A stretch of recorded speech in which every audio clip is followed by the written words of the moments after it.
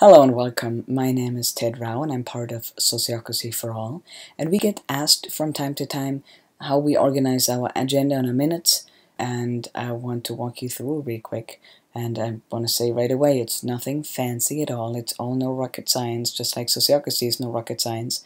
And the reason we actually choose to keep it low-key is because we want it to be easy to be replicated. For a good meeting structure and a good way of keeping minutes, we don't need a lot of fancy things. So the way we set it up is that every working team, every circle in Sociocracy will have its own sheet, and we use Google Drive, so Google Docs. So this is a long document, and the first page, sort of the cover page, and it says the circle's name, and it has a link to the sheet that has overall all the other circles' aims and a description what they do, and the circle structure in general, so you can orient yourself. The good thing about keeping it all in one central document, or however you organize it, is that you only have to change it in one area. Since sociocratic organizations change quite a bit as they adapt, it's good to keep it in one document in a central way. So then we like writing the circle's aim or driver here in the document of that specific circle so that you can refer to it, because that's the description of what you're doing. This is just a fake kind of aim here, creating useful tools that work for sociocratic organizations. This is just me writing something for the purpose of presentation, just like all those names here. So in the next field here, you can see the list of members, the email addresses, and maybe the roles that those people hold, so that you don't forget. The important thing about a sociocratic team is that we want to know who our members are, because our decision-making method is such that a decision is made when no member of that circle has an objection. Obviously, to find out that nobody has an objection, we have to know who exactly is in the circle. So knowing who's in your group becomes very important in this kind of decision-making method, so it's good to have a list. Then what we have here in this file is also a list of ongoing links, all the things that we tend to not find. This is just the collection of things that we need in our circles in Sociocracy for All. It might not apply to you, it might be other things, whatever. The whole idea is the collection of links and all the things that you need, whatever that might be, in a cover sheet. Then more specific for a sociocratic organization, and really, really, really useful, is to have a good backlog. And the backlog is basically the to-do list of the circle.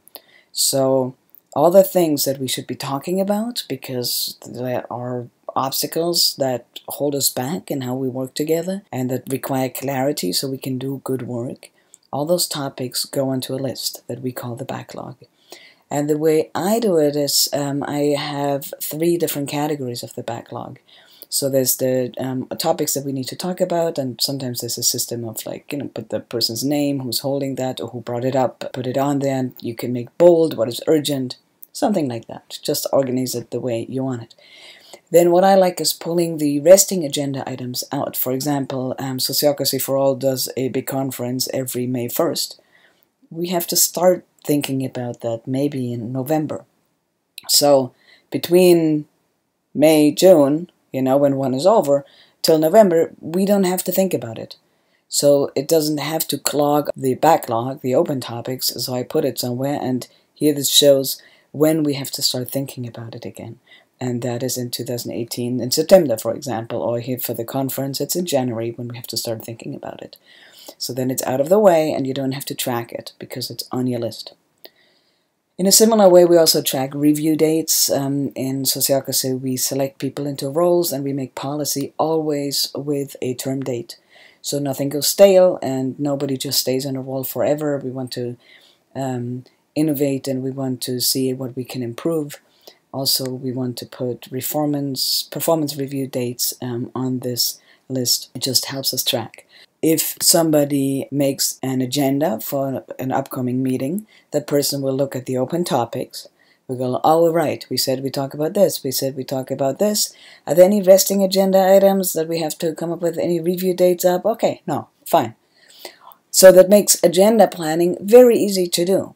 And it also helps keep a longer attention span over topics because you track them there. You don't just react. You're not like in this constant putting out fire mode, but you're actually choosing what you put your attention to as a circle. The way I describe it is the meetings are a little bit like pearls, and it's the backlog that is the string that holds them together. And I will talk more about that in a second. So then there's just here the index of meetings, and then below that you can see what a circle meeting agenda will look like. One little thing is, for us the agenda and the minutes are the same thing. We actually type in the agenda, and after the meeting the typed in agenda becomes the minutes, so it's not a separate document. What we do is we keep the date, and it would have to be clear what circle this is from. And then the attendance. Here's a very easy fix. Again, our approach is keep it so simple that you can easily adapt it and you don't rely on any specific kind of technology. What we use here is we simply write the name of the person who's absent and cross it out. That way we see at a glance who's missing and who's there. If you only write the people who were there, you don't know who was missing. Okay, and then we go to the agenda. This is what an agenda sheet would look like when it's the template. And if I plan a meeting, I now fill in the agenda items here, and I will give them a time. So, for example, I will say we're going to talk about this for 20 minutes, 20 minutes, 20 minutes, or something like that. And then one thing that is very important to me is that we are always aware whether something is a report, exploration, or decision. These are the 3 different kinds of agenda items that I use. A report just means information flows. Exploration means there's information flowing, but then we also bounce back. We gather ideas or we give feedback to something. And decision means there is a proposal and we try to understand it, and then we respond to it, and then we make a decision. So you see how they actually relate to each other, those 3 different kinds. The good thing is when we decide which one an agenda item is right now, so if we say we're going to talk about this and that, and this is a decision, then we know that we can't leave the room until we've made a decision, unless we decide that we can't decide. If something is just an exploration, then it is okay to just bring all the ideas to the table, because we don't have to have convergence quite yet, because a decision is not what we need right now. And having clarity over where you want to go with an agenda item is going to really relax your meetings. It also makes planning easier, because I plan an agenda item very differently depending on whether it's just exploration or whether I'm pushing for a decision. It helps us being much more intentional about what we do. In a similar way, putting the time information on there is really useful to be intentional, to track how much time we can spend on each agenda item so that we don't drop things that we promised we would do. So this is about the agenda items and meeting planning. Now let's look at the rest around it. So we start every meeting with an opening round. If you know what the Sociocratic meeting format is like, and there's actually a resource in the description here below. Every meeting we start as human beings, so we hear about each other, where people are at in their lives, how they're arriving at this meeting, because that's important information to share. It will affect how the meeting goes. Another thing that we do is, after the human beings are ready, we make sure the circle is ready as a functional body. And we use the admin phase. Admin is, in the way we teach it, is an acronym. So there's ADMIN, so that you can remember it easily, even if you don't even have the sheet in front of you. So A is attendance. Is everybody here? Who's missing? Are all the roles filled? I've been to meetings where at the end we noticed that the note taker wasn't present. And then you have a problem. It's good to notice that at the beginning. It's good to welcome guests at the beginning, so they don't just sit there, you know. So that's that. It's also when we can say why people are absent or whether they've given input on the agenda and so on. Okay, then the next thing will be duration. How long is this meeting? I've noticed quite often that we plan when to start a meeting, but we don't plan how long it will take. And then that leads to meetings where some people thought it was just an hour, so they leave, and other people thought it was 1.5 hours. And anyway, or some people have to leave on the dot, and it's just this lack of clarity and intentionality at the end of a meeting.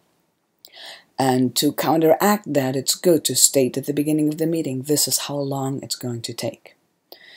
And then, you know, you can even change your plan then. This is a good moment to change the plan before you actually make a final decision about the agenda.